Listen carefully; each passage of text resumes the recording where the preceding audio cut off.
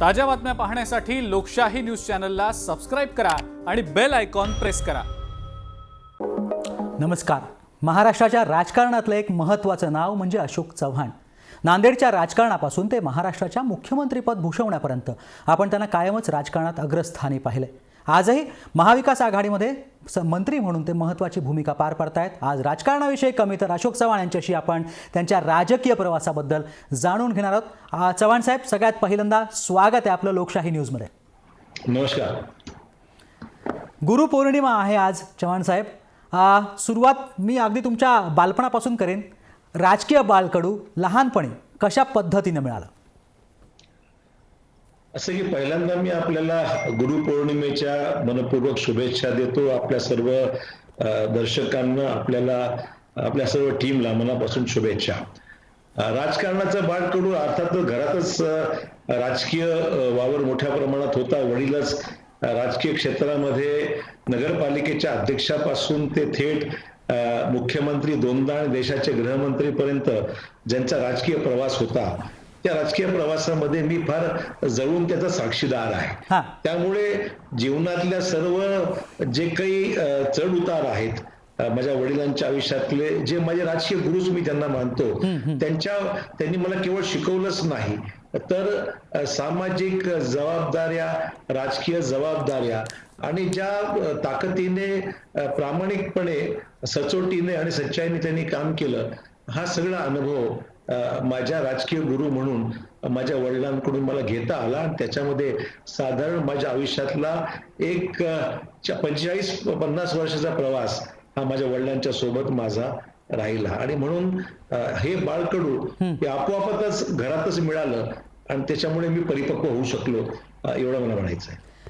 वडिलांचा राजकीय जीवनावरचा ठसा तुमच्या जीवनावरती कसा उमटला एकंदरीत? कारण आपण सगळ्यांनीच पाहिलेले फार कडक शिस्तीचे होते, तर एकंदरीतच तुमच्या जीवनावरती तो ठसा कशा पद्धतीने उमटला गेला? आपण घरात ज्यावेळेस वातावरण पाहतो, जे घरामधलं वातावरण असतं त्याचं माणूस अनुकरण करतो।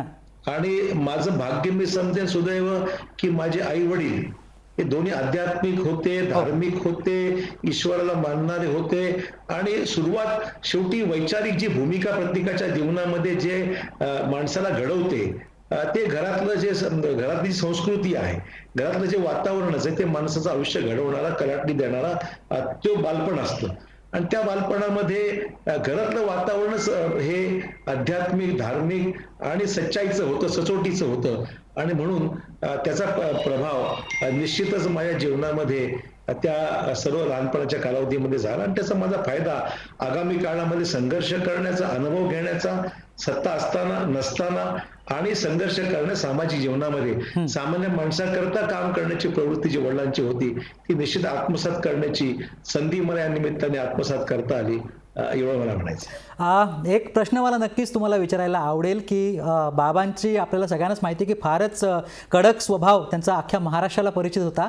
शाळेत असताना किंवा कॉलेजमध्ये असताना शाळेत एखादा हेडमास्टर ज्याप्रमाणे त्यांचा आपल्याला धाक असतो, तसा वडिलांचा कधी धाक बसलाय का? किंवा तशी काही आठवण शेअर करू शकता का? अतिशय शिस्तप्रिय होते, वक्तशीर होते। त्यामुळे जे काही करायचे ते जीवनामध्ये सकाळी म्हणजे घड्याळ लावूनच दिवस 24 तास जायचे, अशाच प्रकारचा त्यांचा दिनचर्या असायची। आणि त्यामुळे तो वक्तशीरपणा निश्चितच एवढं काटेकोरपणे साध्य करणं आम्हालाही थोडंसं म्हणजे जमत नाही, मान्यच करावं लागेल। परंतु त्यांनी ते त्यांच्या बालपणापासून त्यांनी फार मोठ्या कष्टाने सगळं उभं केलं होतं माझ्या वडिलांनी। आणि त्यामुळे त्या सगळ्या कष्टातून तो शिस्तपणा आलेला आहे। कारण की एका गरीब कुटुंबातून, एका शेतकरी कुटुंबातून आपलं त्यावेळेस शिकवणी करून आपलं सर्व कुटुंब भागवणं, आपल्या मोठ्या भावंडांना मदत करणं आणि कुटुंब सांभाळणं, घरच्या जबाबदाऱ्या सांभाळणं, अशा प्रकारची दिनचर्या त्यांची राहिलेली आहे। तर तो कष्टातूनच ते सर्व घडलं आणि ते कष्ट करण्याकरता वक्तशीरपणा आपोआपच त्यांना आत्मसात केला आणि तो भावी आयुष्यामध्ये तो त्यांच्या कामाला आला। मला वाटतं की या सगळ्या गोष्टीला निश्चितच आम्ही पाहिलं, अनुभवलेलं आहे आणि त्याचा फायदा नक्कीच त्यांनाही झाला, तसा आम्हाला आज होतोय। आणि त्यांच्या पावलावर पाऊल टाकायचा प्रयत्न आम्ही करत आहोत. अर्थात त्यांना 100पैकी मी 100% मार्क देईन, परंतु माझ्या आयुष्यामध्ये त्यांचे अनुकरण करण्यामध्ये कदाचित मला 100पैकी 60 मार्क मिळतील एवढं तुम्ही नक्की सांगू शकता. नाही, मी तुम्हाला हे विचारतोय की ज्या वेळेला आपण विद्यार्थी दशेमध्ये होतात त्यावेळेला जो बाबांचा एक शिस्तप्रियपणा होता त्याचा कधीतरी विद्यार्थी दशेमध्ये, की विद्यार्थी दशा आपली जी असते आपण फार काय म्हणतात एक फुलपाखरासारखी ती विद्यार्थी दशा असते, त्यावेळेला कधी असं वाटलंय का की बाबांचा धाक बापरे खूपच जास्त इथे मला बाबा ओरडलेत किंवा असं काही? असे कडक तर होतेच, शिस्तप्रिय होते, कडक होते आणि त्यामुळे धाक तर वाटायचाच. लोक थोडीशी त्यांना आदरयुक्त भीती लोकांच्या मनामध्ये होती, पण सर्वात लहान मी घरात असल्यामुळे मला त्यांचं प्रेम आता सर्वांनाच प्रेम मिळालं नाकारत नाही मी, पण घरातला एकमेव मुलगा सर्वात धाकटा त्यामुळे निश्चितच मला त्यांचं अधिक प्रेम मिळालं. असं कधी कठोर माझ्याशी कधी वागले नाहीत, परंतु माझ्याकडून त्यांच्या माझ्याकडून खूप अपेक्षा राहिल्या आणि त्यांनी मला ज्या पद्धतीने असा नेमका प्रसंग एखादा सांगणं कठीण आहे, परंतु प्रशासनामध्ये मला नक्की आठवतंय मी अनेक ठिकाणी ते देऊनही काही ठिकाणी माझा लेख दिलाय. परंतु मला एवढं सांगायचंय की एकदा मुख्यमंत्री असताना ते त्यांच्या काही मंत्र्यांच्या सोबत चर्चा करत बसले होते काही महत्वाच्या विषयावर आणि मला तिथे जाण्याचा योग आला. चर्चेमध्ये माझा काही तसा संबंध नव्हता, पण बसल्या बसल्या काही चर्चा निघाली आणि मी त्या ठिकाणी माझा अभिप्राय चुकून दिला, तर मला ते म्हणाले की तू आता जाऊन बाहेर बस जरा, आणि एवढं स्पष्ट म्हणजे त्यांना हे आवडलं नाही की ज्यावेळेस ते त्यांच्या सहकार्याची चर्चा करतात त्याच्यामध्ये मी जाऊन बसून काही तिथे बोलणं हे त्यांना आवडलं नाही. कारण प्रशासकीय कामामध्ये इतरांची लुडबुड त्यांना निश्चितच आवडली नाही. त्याचं एक ज्वलंत उदाहरण मी स्वतः अनुभवलं. थोडा वेळ मला वाईट वाटलं, पण नंतर मला जाणवलं की मला त्या ठिकाणी जाणं चुकीचं होतं. एक बैठक चालू होती, त्या बैठकीमध्ये मी जाऊन मला कोणी काही म्हणलं नाही, कारण ते राज्याचे मुख्यमंत्री होते, मुख्यमंत्र्यांचा मुलगा म्हणून तसं काही मला कोणी रोखलं नव्हतं, परंतु तो अनुभव मात्र मला आजही बरंचसं शिकण्यासारखं आहे असं वाटतं मला. असा त्यातला एक छोटासा अनुभव हा मी ज्यावेळेस विद्यार्थी दशेमध्ये होतो त्यावेळेसचा हा साधारण अनुभव आहे. 1986 ची वेळ असेल, आता त्यावेळेस मी कॉलेजमध्ये पास झालो होतो, पण त्यावेळेस त्या कालावधीमध्ये हा सगळा विषय मला आजही स्मरणामध्ये आहे. त्यामुळे हा विषय प्रसंग थोडासा जीवनामध्ये आजही बरंचसं मला त्यांचे शिस्तप्रिय त्यांची जी काही भूमिका असायची किंवा त्यांचं जे काही वागणं होतं त्याचा एक छोटीशी झलक ही त्यातून त्यात पाहायला मिळाली मला. कसा होता एकंदरीत अशोक चव्हाण हे ज्यावेळेला विद्यार्थी दशेमध्ये होते, कसे होते अशोक चव्हाण ते पण जाणून घ्यायला आवडेल.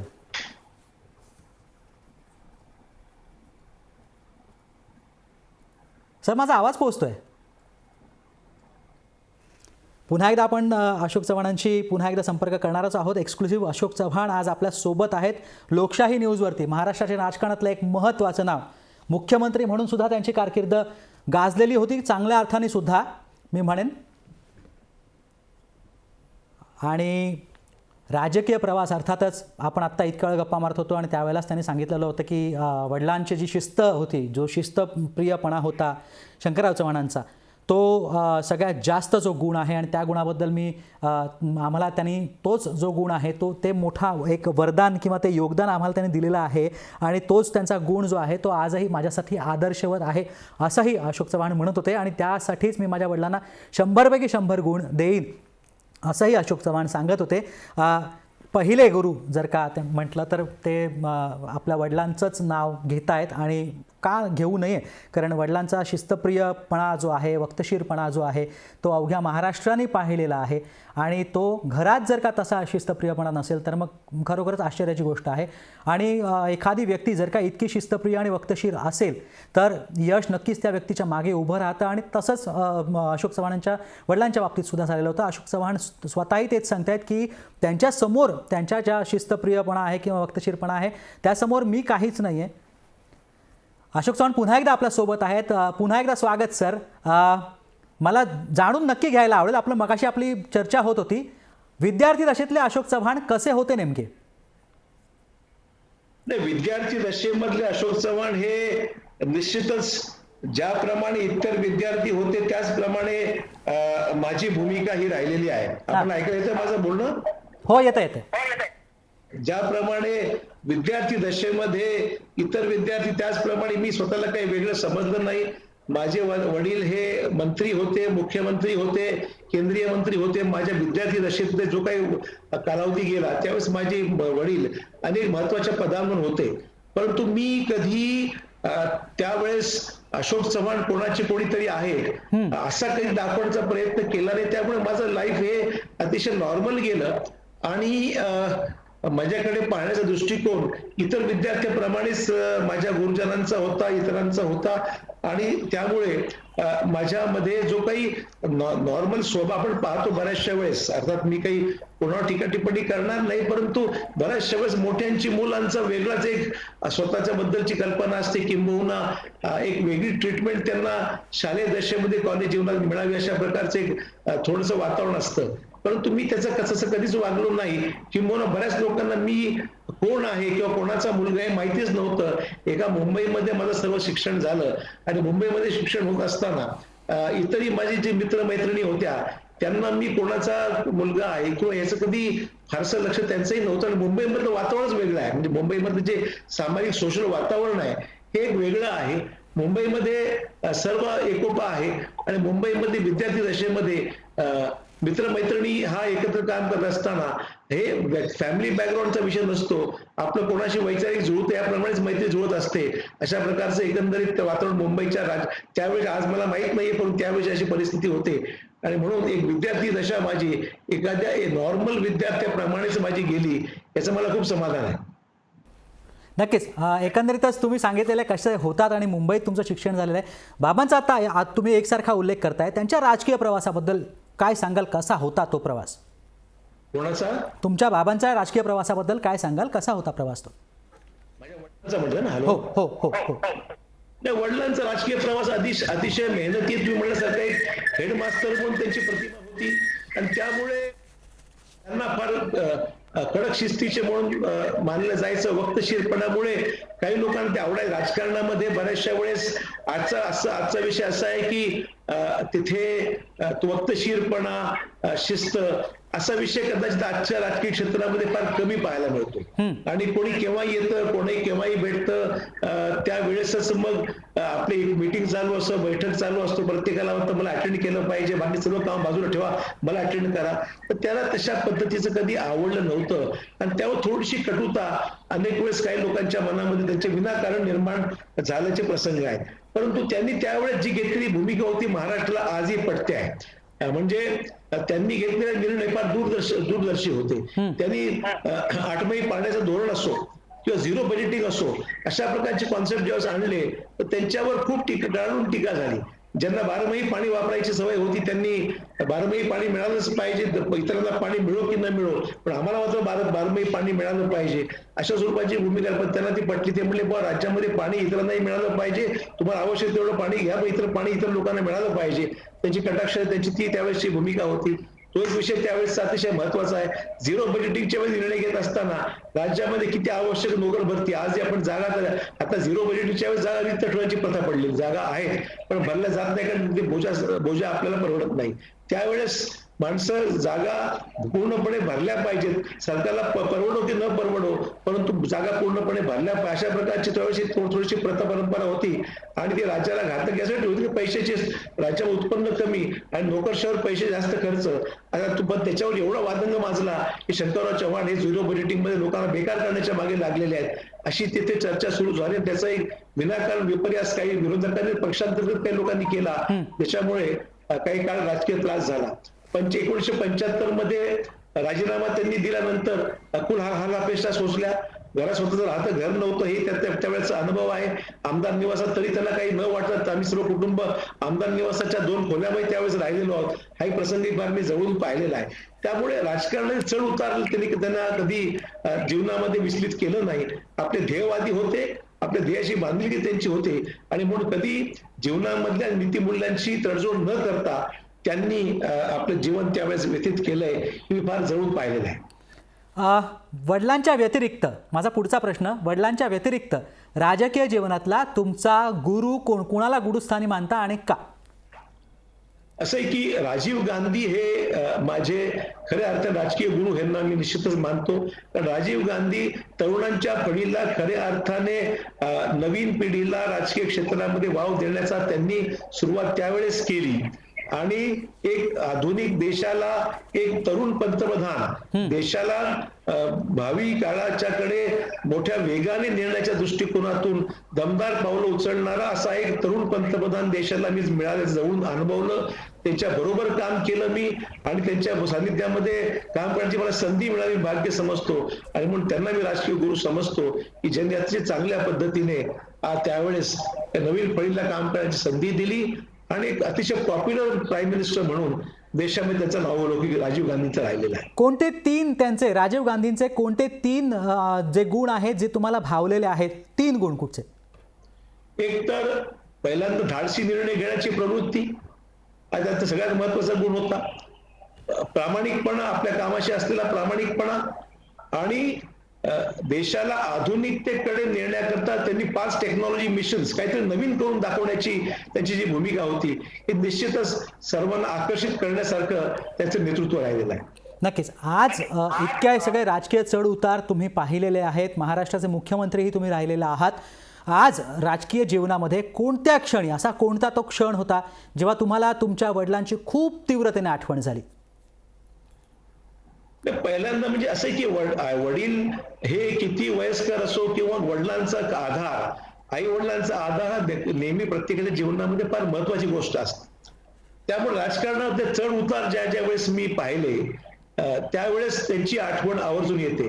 मुख्यमंत्री झालो त्या क्षणाला त्यांची आठवण मला आली की आज वडील असायला पाहिजे होते की आपला मुलगा राज्याचा 2दा मुख्यमंत्री होतोय. त्यांना निश्चितच आवडलं असतं, खूप ते आनंदी झाले असते आणि म्हणून आई वडिलांची आठवण ही निश्चितच त्या क्षणामध्ये आली. आणि त्यावेळेस नंतर मी राजीनामा दिला, माझ्यावर खोटे आरोप करण्यात आले, त्यावेळेस दुःखद क्षण माझ्या आयुष्यातले काही होते, परंतु मी खचलो नाही.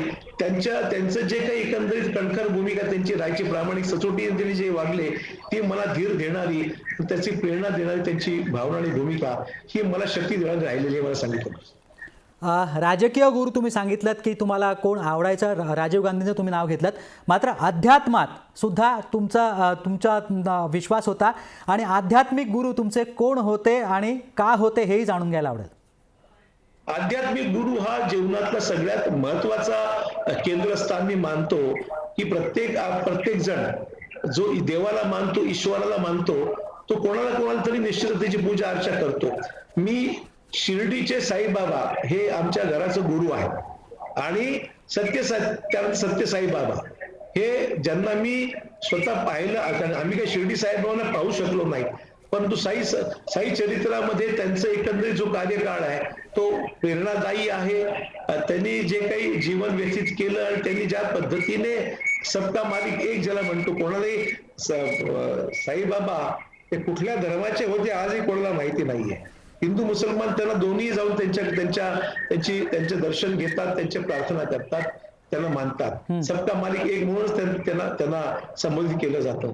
तशाच पद्धतीने सत्यसाई बाबा सुद्धा एक जिवंत ईश्वरच म्हणावं लागेल की ज्यांना मी फार जवळून लहान वयाच्या 5व्या का 6व्या वर्षापासून मी त्यांना पाहिलेलं आहे, त्यांचं मार्गदर्शन घेतलेलं आहे. आमच्या कुटुंबाला खूप आधार त्यांचा होता, मार्गदर्शन होतो, कारण प्रत्येकाच्या जीवनामध्ये कुणीतरी मार्गदर्शक लागतो. आपण जे करतोय ते योग्य आहे, अयोग्य आहे, नेमकं काय केलं पाहिजे जीवनातल्या सगळ्या चढ उतारामध्ये किंवा सामाजिक क्षेत्रामध्ये काम करत असताना कोणीतरी दीपस्तंभासारखं आपल्याला गाईड करणारं लागत असतं.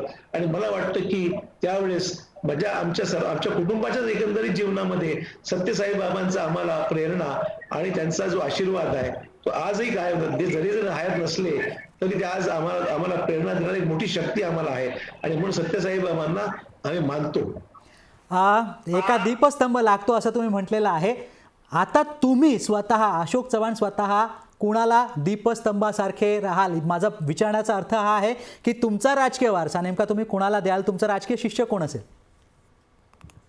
ते माझं राजकीय शिष्य मी सांगितलं, माझं राजकीय शिष्य ही नेमकं सांगणं कठीण आहे. मलाही माझ्या वडिलांनी कधी तसं मी राजकीय क्षेत्रात जा असं कधी मला सांगितलं नाही.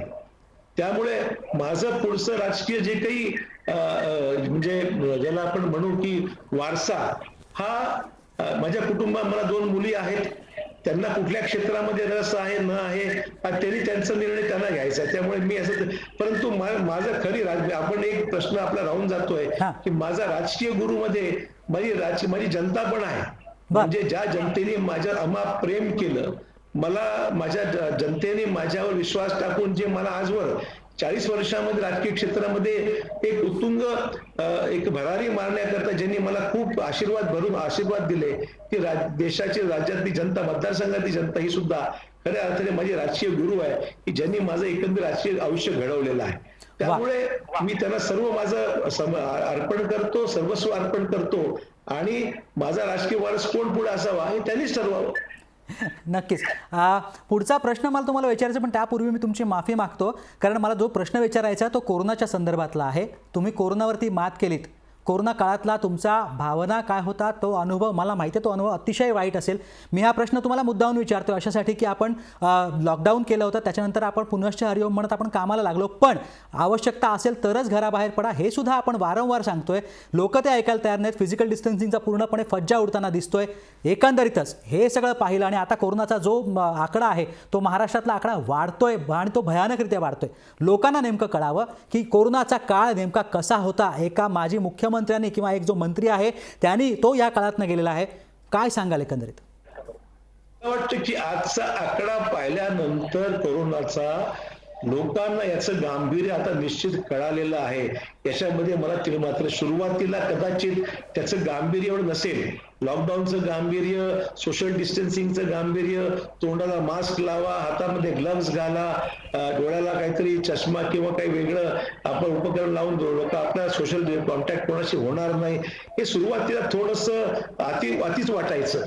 आज ज्या वेळेस संख्या लाखाच्या वर गेल्यानंतर आता मात्र लोकांना ते कळतंय हे महामारी कितपत पसरत चाललेली आहे, याचं गांभीर्य काय हे कळालेलं आहे. आणि म्हणून मला वाटतं की याच्या अधिक तपशिलात काही सांगण्याची गरज आहे असा कालावधी आता राहिलेला नाहीये.